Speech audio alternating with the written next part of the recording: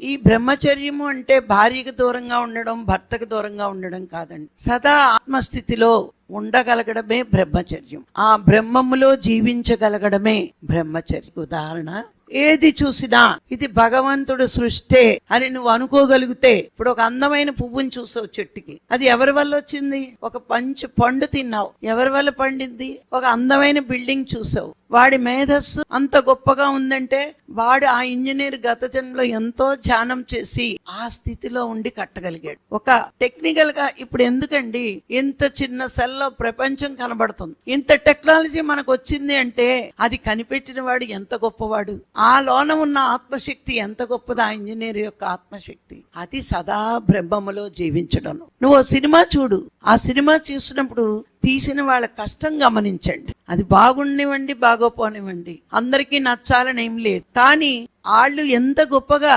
నటించగలిగారు. రిలీలుగా మంచత ఏడిపిస్తారు సావిత్రి లాంటి, అంత గొప్పగా నటిస్తూ, అంత గొప్పగా పిక్చర్ తీయగలిగి, అంత గొప్పగా లైటింగ్ అరేంజ్ చేసి, అంత గొప్పగా ఉన్న కెమెరామెన్లు కానీ ఎంతమంది సమిష్టి కృషితో ఆ సినిమా అవుతుంది. అంటే ఆ ఆర్ట్ మనలో లేదు అంటే వాడిలో ఉన్న ఆత్మశక్తి వల్ల వాడి మేధస్సు అంత గొప్పగా ఉంటుంది. అందుకే అన్నిటికీ కారణం ఆత్మశక్తే.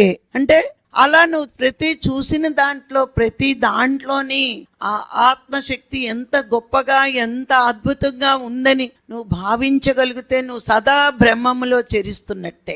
అది బ్రహ్మములో చరించడం. కానీ కళ్ళు మూసుకుంటే బ్రహ్మం, కళ్ళు తెరవగానే ఇదా నా భ్రమ అనుకుంటే కాదు. భ్రమని వీడితే బ్రహ్మమే అవుతావు. ఇది నేను నేను అనే భ్రమలో ఉన్నావు నువ్వు. ఏదైనా మంచి ఇల్లు కడితే నేను కట్టానంటావు, మంచి కారు కొనుక్కుంటే నేను కొనుక్కున్నాను అనుకున్నావు, అన్ని భ్రమే.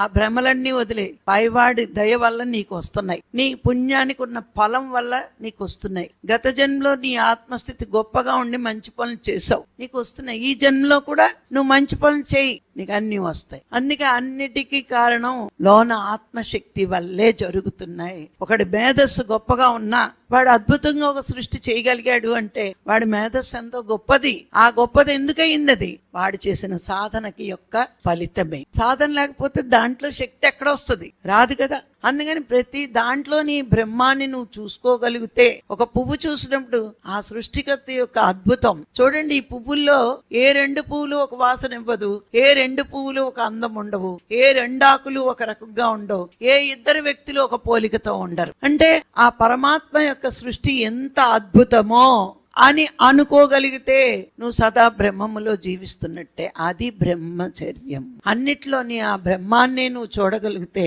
నువ్వు బ్రహ్మములో చరిస్తున్నట్టే.